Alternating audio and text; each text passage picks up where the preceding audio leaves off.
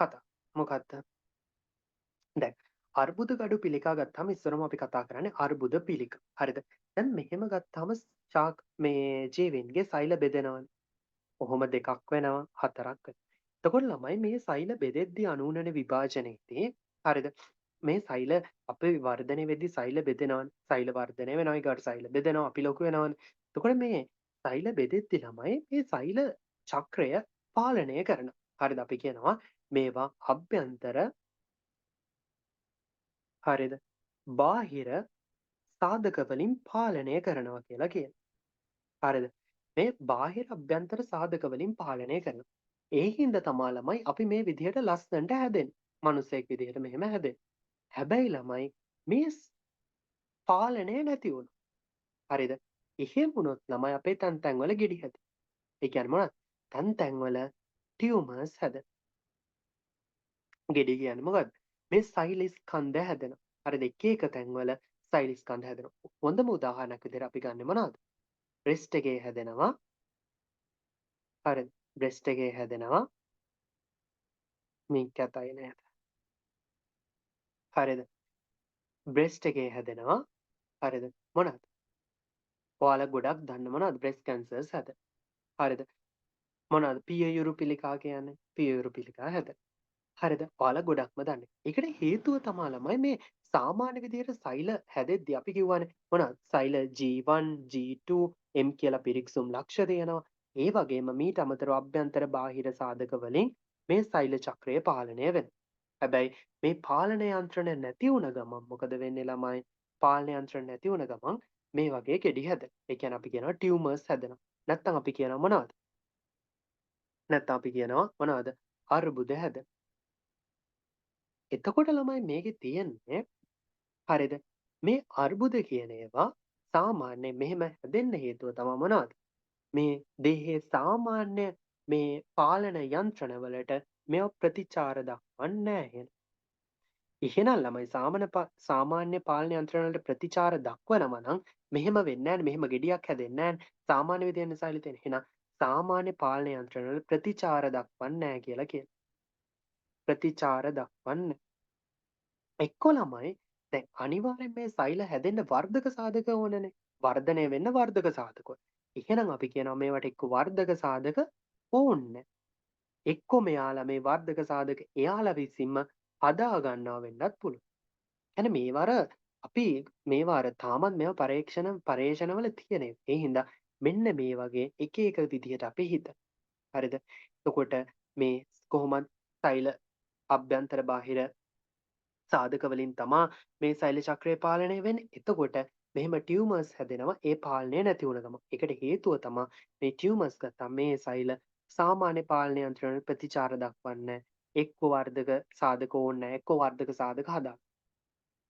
එතකොට ළමයි ඇයි මෙහෙම එකපාරට සෛල මෙහෙම මේ වර්ධක සාධක ගණන් ගන්න නැතුවත් මොකද දේහයේ අභ්‍යන්තර යන්ත්‍රණ ගණන් ගන්නෙවත් නැතුව එක්කෝ තව එකක් තියෙනවා ළමයි අපේ මොකක් හරි සෛලයක් අවුල් වුණාම අපේ දෙහි තියෙන ඉමියුනිටි එකක් කියලා. මොකද්ද? ප්‍රතිශක්තියක් කියලා. නේ. එක්ක මේ ප්‍රතිශක්තිය හරිය එකතු වෙලා මොකද වෙන්නේ? ප්‍රතිශක්තිය හින්දා හරිය මේ ඒක වර්ධනය වෙන්නේ වෙන එක වළක්වනවා. හරිද? එහෙමත් නැති වෙන්න හේතුව තමා එහෙනම් ළමයි අපි කියනවා හරිද? ඇඟේ තියෙන සාමාන්‍ය සෛලය. මේක හොඳට අහගන්න. මේවා සාමාන්‍යයෙන් ක්ලාස් වල කියලා දෙන්නේ නැහැ ළමයි. හරිද? කතා කිව්වට. මොකද ඇඟේ තියෙන සාමාන්‍ය සෛලයක් ගත්තාම ළමයි මෙහෙම ගත්තොත් සාමාන්‍ය සෛලයක් හරිද? මේ සාමාන්‍ය සෛලයක් අපි කියනවා ඒක අසාමාන්‍ය සෛලයක් බවට පත්වෙන තැන ඉඳන් තමා හරිද? පත්වෙන තැන ඉඳන් තමා මේ විදිහට මේක මේ පිස්සු වගේ බෙදෙන්න ගන්න. පිස්සුවෙන් වගේ බෙදෙන්න ගන්න. හරිද? මෙහෙම වෙන්න හේතුව මොකක්ද? අපි කියනවා සාමාන්‍යයෙන් ගොඩක් ඔයාලා දන්නවා හරිද? කාට හරි මොනවාද පියවරු පිළිකාවක් තියෙනවා නම් බ්‍රෙස්ට් කැන්සර් එකක් තියෙනවා නම් අපි කියනවා හරිද? එයාලගේ පවුලේ අහලා බලනවා පවුලේ අයට බ්‍රෙස්ට් කැන්සර්ස් තියෙනවද? ඒකට හේතුව තමයි එයාලගේ පවුලේ අයටත් ගොඩක් වෙලාවට බ්‍රෙස්ට් කැන්සර්ස් තියෙනවා. හරිද?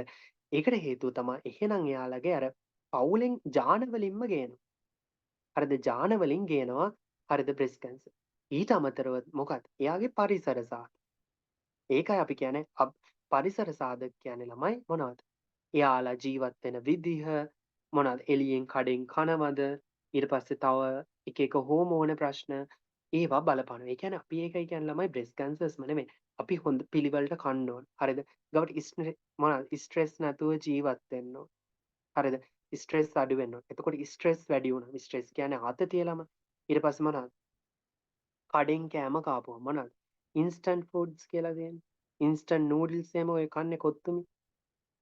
කොත්තුමේ වලට මුකුත් කියනවා නෙමෙයි. අර ඒ වගේ ඉන්ස්ටන්ට් ෆුඩ්ස් කනවා වැඩි වුණා. හරිද? එහෙනම් තමන්ගේ ජීවන රටාව එක්සර්සයිස් අඩු වුණා. හරිද? අන්න ඒ වගේ ඒවත් අඩු වුණාම ළමයි මොකද වෙන්නේ? අපි කියන මේ සාමාන්‍ය සෛලයක් මොකද වෙන්නේ? අසාමාන්‍ය සෛලයක් බවට පත් වෙනවා. හරිද? මේ අසාමාන්‍ය සෛල තමයි ගවට මේ පාලන යන්ත්‍රණ වල ප්‍රතිචාර දක්වන්නේ නැතුව හරිද? මොන වර්ධක සාධකෙක් හොයාගෙන වර්ධක සාධක ඕනේ නැතුව මේ පිස්සුවෙන් වගේ ගුණණය වෙන්නේ. එතකොට තමයි මොකද වෙන්නේ? බ්‍රෙස්ට් වල එහෙම මොකද වෙන්නේ? මෙහෙම බ්‍රෙස්ට් ටියුමර්ස් හරිද?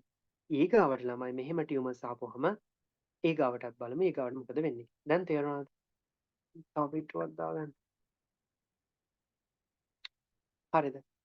අපි මොකක්ද කිව්වේ? සාමාන්‍ය සෛලවල වර්ධක සාධක තියෙනවා, බාහිර අභ්‍යන්තර සාධක තියෙනවා. එතකොට මේ සෛල ගත්තාම මේ සෛල අසාමාන්‍ය සෛලයක් බවට පත් වෙන්න පුළුවන්. හරිද? මේ ඒවා ජාන හින්දාත් වෙනවා සහ බාහිර සාධක හින්දා. හරිද? බාහිර සාධක මොනවද? ඉන්ස්ටන්ට් නූඩල්ස් ඊගාවට මොනවද? ස්මෝක් කරන අය, ස්මෝක් කිය දුම්බන අය, ඊගාවට ස්ට්‍රෙස් එකේ ඉන්න අය. හරිද? ඒ කියන්නේ අවුල් ಜಾති ඔක්කොම හින්දා. හරිද? එතකොට ළමයි දැන් මෙහෙම අපි හිතන්නකෝ බ්‍රෙස්ට් එකේ හැදුනා කියලා. ඒක විදිහට ඇඳෙනවා. හරිද? මේ බ්‍රෙස්ට් එකේ හැදුනා කියන්නකෝ ළමයි. මේ හැදිච්ච මේ සෛල ස්කන්ධය එතනම තිබ්බොත්. හරිද? මෙතනම තිබ්බොත් ළමයි අපිට මේක සර්ජරි එකකින් අයින් කරන්න පුළුවන්. සර්ජරි කියන්නේ ඔපරේෂන් එකකින්. හරි ශල්‍ය කර්මයකින් අයින් කරන්න පුළුවන්. ඒක අපි කියනවා මේ සෛල ස්කන්ධයේ හැදිච්ච එක එතනම තියෙනවා නම් අපි කියනවා කොහෙටවත් යන්නේ නැතුව ඒකට අපි කියනවා බිනයින් ටියුමර් එක. ඒ මොකක්ද? බිනයින් ටියුමර් එකක්. මොකක්ද? ඔයාලගේ තියෙනවා නිරුපද්‍ර අර්බුදය. ඒ කියන්නේ ළමයි ඇත්තටම ඔයාලගේ නෙවෙයි මේ කාගේ හරි මේ මේ මොනවාද බ්‍රෙස්ට් එකේ තියෙනවා නම් ගෙඩියක් හරිද? ඒක සම්පූර්ණයෙන්ම අයින් කරන්න පුළුවන් නම් හරිද මුල් කාලෙම දැනගත්තොත් ඒක අපිට සම්පූර්ණයෙන් අයින් කරන්න පුළුවන්. අපි ඒකට කියනවා බිනයින් ටියුමර් එකක් නැත්නම් නිරුපද්‍ර අර්බුදයක්. ඒකයි ළමයි දැන් ඔයාලගේ අම්මලා පිරිමියාගෙත් වෙනවා හරිද ටියුමර්ස්.